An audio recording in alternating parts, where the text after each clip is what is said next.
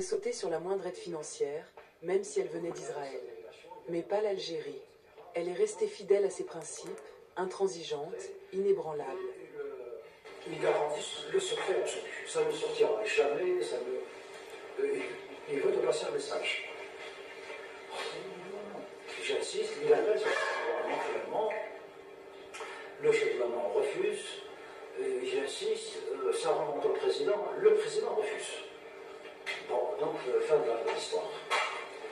Le lendemain, Nicolas Maroussi revient vers moi, il me dit est-ce que toi tu accepterais de recevoir quelqu'un de la délégation israélienne pour passer le message? Parce que nous, ce qu'on veut, c'est donner un message, après vous en faites ce que vous voulez.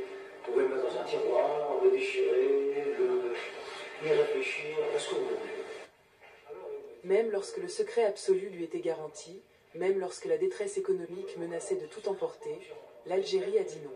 Pas de rencontre, pas de lettres, pas de compromis. Une position ferme, claire et sans équivoque. Une position qui en dit long sur la dignité d'une nation, sur sa résilience, sur son refus catégorique de vendre son âme, quel qu'en soit le prix. Alors, permettez-nous de poser cette question à tous les détracteurs de l'Algérie.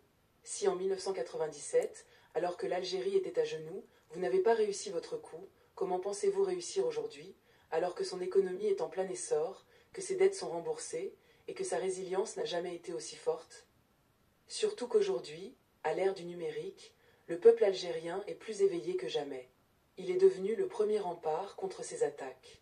Le jour où ce même peuple a voulu mettre fin au règne de Bouteflika, il s'est levé comme un seul homme, spontanément, sans aucune manipulation externe.